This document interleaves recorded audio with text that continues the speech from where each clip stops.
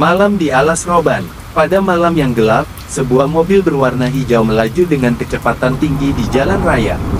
Mobil itu adalah milik Dimas, seorang pemuda yang baru saja mendapatkan promosi di tempat kerjanya. Momen ini, setelah beberapa tahun bekerja keras, terasa seperti awal yang baru. Ia memutuskan untuk menghabiskan akhir pekan bersama pacarnya, Rina, dengan perjalanan menuju kota kecil di luar kota. Rencana mereka adalah untuk beristirahat sejenak dari rutinitas yang melelahkan dan menikmati waktu bersama. Mereka memilih untuk melintasi jalan yang terkenal dengan pemandangannya yang indah, Jalan Raya Alas Roban, yang terletak di sepanjang hutan lebat di perbatasan antara kota mereka dan daerah pegunungan. Jalan ini dikenal oleh banyak orang sebagai jalan yang menantang, dengan tikungan tajam, penurunan tajam, serta kondisi jalan yang kadang-kadang licin, terutama jika hujan turun. Namun, malam itu, Dimas merasa percaya diri. Mobilnya baru dan dalam kondisi prima.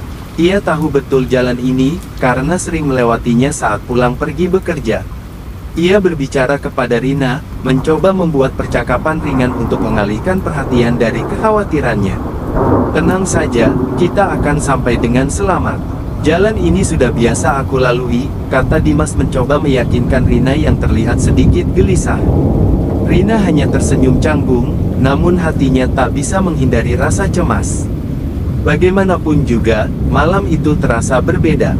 Udara yang dingin dan kabut tipis yang mulai menyelimuti jalan membuat suasana semakin mencekam. Ia sering mendengar cerita tentang kecelakaan tragis yang pernah terjadi di kawasan Alas Roban, namun ia mencoba mengusir rasa takutnya dan tetap menikmati perjalanan. Saat mereka memasuki bagian jalan yang lebih berbukit, Rina melihat melalui kaca jendela mobil, memandangi pepohonan yang tampak seolah melayang dalam kabut.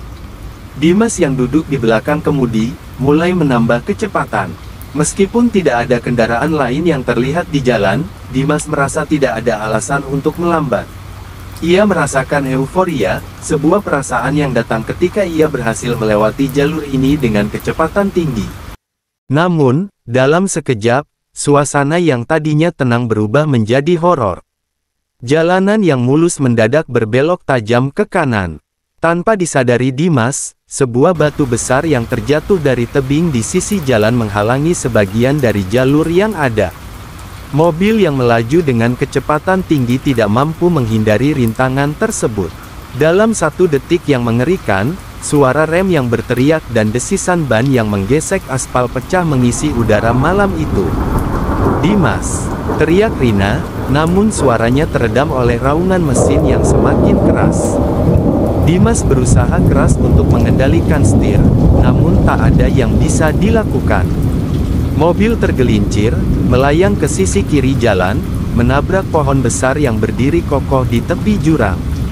Saat itu juga, semuanya terasa hening, seolah dunia berhenti berputar. Sadar atau tidak, Dimas merasakan tubuhnya terlempar ke depan saat mobilnya akhirnya berhenti setelah menabrak pohon tersebut. Rina, yang sebelumnya duduk di sampingnya, terhantam dengan keras ke dashboard. Keheningan yang menyesakkan tiba-tiba menyelimuti mereka berdua, yang kini terperangkap di dalam mobil yang ringsek. Dengan gemetar, Dimas mencoba menggerakkan tubuhnya. Kepalanya terasa pusing dan punggungnya sakit.